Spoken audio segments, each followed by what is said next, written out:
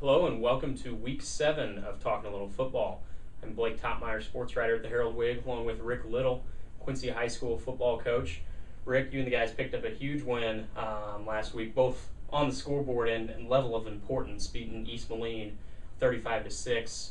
Drives your record to 3-3. Were you guys looking at that as a must-win game? I mean, still sort of early in the season, but was that about as must-win as it can be? It was, and I know I feel much better about it now talking to you, going into Week 7, because it was a game that we did. We told the kids this is a must-win, and that's something that oftentimes with kids you got to be really careful, because if you stub your toe and you lose that game, then what are you going to come back to and tell them? And I told them that on Monday, that guys, I mean, we rolled the dice from a standpoint of we went with an all-in approach, and you do every game. I mean, you truly want to win every game, and every game is the level of importance is equal. But just looking at, it's an easier sales job. This isn't how the game's played, but UT's had success with the teams that we've got left on our schedule, and we had success against UT. So from a sales job, from a reinforcement standpoint, it definitely helps. But we know now going into Week 7 against Galesburg that now we've got to make sure we go at it again, because anytime, in my experience in the Western Big Six, is anybody can beat anybody on any given night, and that's true. That's not just cliche or something I'm supposed to say. That is the bottom line, and Galesburg will be no different. Sure. People know that 5-4 gives you a chance to get in the playoffs. 6-3, you're in. I mean, have you thought about that? Have you started looking at the numbers and seen what it's going to take, whether 5-4 can get you in, or whether you need to get to be 6-3? To be honest, not a lot, and I haven't looked at it a whole lot. And the reason being, I just feel like anymore, with 5-4, it gives you in the consideration, gets you in the conversation. But it's just one of those things that we are just really hoping that doesn't come to fruition, that we got to be at 5-4 waiting on playoff pairing night and wondering if we got in. So I haven't looked at it a whole lot. We feel the reason I haven't is because we can't control those things. We can't control how many playoff points we have at this point. What we can control is who we've got left on our schedule and what we do against them. So that's really the short answer, but I haven't looked at it a lot. Looking back here real quickly to last Friday, a team that you were leading East Moline 14-0 at halftime. We've seen you go in pretty good position before at halftime, but now this time you put it on again in the second half. What do you think the difference was this time around in the second half compared to maybe the previous couple weeks? Well, I could throw a whole bunch of things out there, and say, pick one, but definitely we're at home, and I know we'll get at home against Allman too, and didn't perform maybe to the best of our ability in the second half, but I think too with the level of awareness, I think that was something we really hit home hard in practice, guys, was third quarter, here's our numbers, fourth quarter, here's our numbers, here's our win losses, let's look at these things, and here's maybe why, and maybe more critically broke those down. And even at halftime, we made it a point of emphasis that we're going to come out in the second half and we're going to score points and we're going to create turnovers. And so that was something that we really made a point of emphasis, and both those things happened. And true to form, and as we talked in the locker room, but especially early on in the contest, basically the first play from scrimmage in the second half, Clay Finkley rips the ball away, which is a huge play, and then the next offensive play, we score a touchdown. So those were all great things that happened, and like I said, it was just perfect timing. Right. Something we've talked about a little bit and I've written about is the importance of getting all three backs going. And last Friday, Malik Robbins, Mike Davis, and Jordan McGriff all gain at least 50 yards. McGriff and Davis go over the 100-yard mark.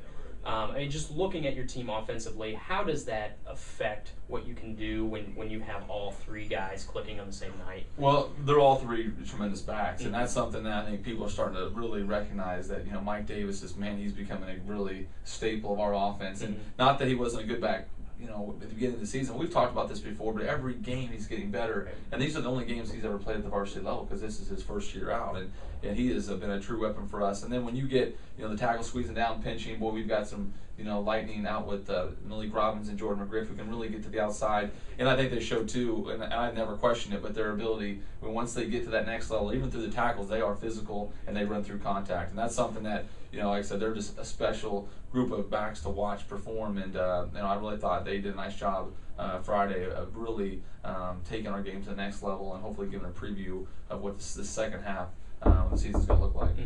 Something I've asked you about several weeks in a row now, what's the quarterback situation? You're probably getting tired of hearing it, but it is an important position. Connor was dealing still with the head injury last week, right? Jordan stepped in and did a nice job. We're still sitting at midweek here, but what's it looking like for this Friday? This week I think it's gonna be Jordan Zanger. Okay. Like I said, I know this is midweek, and so and it's nothing that Connor's done to hurt. He hasn't. When you get hurt, it's not your fault. You know what I mean? It's just though that anytime we have any type of head injury, we err on the side of being extremely cautious. Now, we're Connor be available. He may be available, but it's just one of those things that we're gonna be careful with. And like either guy, I mean, both guys do a great job. Both guys do a nice job running our offense, carrying out fakes. And we didn't have to throw the ball a lot last week, but they both throw the ball well. And so we'll definitely be careful with Connor. But I think Jordan, right now we got a Big 6 win under our belt. He'll get the nod on Friday, and we'll attack it from there. But I want to make something clear as far as Connor Kelly is still a tremendous talent and still a guy that like I said, I don't want to say he's lost his job. It's just I love competition, and we try to create that all the time. I think you just got to be careful when you got. When you've got somebody that's been a little more injury prone this season, and we'll definitely be careful with Connor. Do you expect Connor to maybe get some reps defensively Friday night? Do you think he'll be ready to play at all? Or it's just too early to say. Like I said, it's a fair question. It's a good question. I just think that we got to be careful too with how we attack it, because it's like, okay, if we're sitting him out because he's it's a head injury, okay, let's be careful with how we use him, and that's something that not that offense or defense is any more or less important to us. It's just that I think if we take that approach, we need to be consistent along the board with that approach. And so, and like I said, being midweek that it is, we'll know a lot more as the week progresses. But that's sitting here with you now. That's kind of the approach we'll take. Right.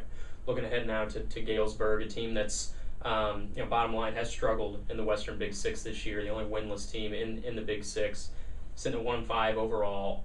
How do you make sure your guys don't have that week after the big game let down Friday night? Well, first of all, it always starts with the coaching staff, and that's something that just a little subplot to this story is Tim Doherty is the new head football coach at Galesburg. Tim Doherty was at Edwardsville. Tim Doherty's a Hall of Fame football coach, and he was the guy that I started with. So he gave me my first opportunity, and what I know about Tim is he's one of the best coaches I've ever been around, and so that scares me enough from a focus standpoint that we're going to make sure that we are certainly ready to go, because I just have been around him. I've seen his work, and he's as good as they come. So that's one of the things that I've relayed to our team is that, guys, this isn't a team that's going to come in unorganized, not focused, that's not going to know what we do. I mean, they're going to know everything that we do, forwards and backwards, and he'll know my next step before I even do that. He's that good, and so that's just something I got to be careful with, making sure that the team's aware of those things, but then just making sure it's a Big 6 football game. It's one of those things where when you have a game like that, at home, and we've been down before, and when they are, no one felt bad for us, and we still have a lot to prove. I think that's something that while we had a great game against East Moline, that's great, but let's keep things in perspective here. We've yet to put together 8 quality quarters. Sure. You know what I mean? Yeah. And so that's just something that I think there could be a natural letdown, but I mean, I would like to think that we're a team that's getting better each and every week, but we've yet to show that. So there's still a lot to prove through week 7, and I know a lot of times you kind of know who you are. We're getting a better idea who we are, but we'd like to think that we even have more room to improve. Sure. Galesburg at times this year has been pretty decent offensively. The area where they've been hurt is defense. I know you got the offense going last week. Is this a team you think you can continue that progress against Friday night? I'd like to hope so, and I'd like to think so. Like I said, our guys are confident, and they're playing good football right now. But I think again, it's just one of those things that we've yet to show. Our sample size is pretty small, and like people may say again, we're through 6 weeks. You should know enough about your team. We know a lot about our team, who we think we are. But we've yet to do it consistently, and whether that be a game or whether that be a span of 2 to 3 to 4 games. So we'll find out a lot more hopefully this time next week. We're talking about ways to continue to improve, but that we've done that through 8 quarters, and if we do that, I think you'll see a lot of good things from us. If not, I think it's going to be a dogfight against a quality coach football team. Mm-hmm, mm-hmm. As you mentioned, play well at home. That game will be at home Friday night at Flinn Stadium. Varsity kickoff slated for about 7:30. QHS comes in with a 3-3 record. Galesburg comes in 1-5.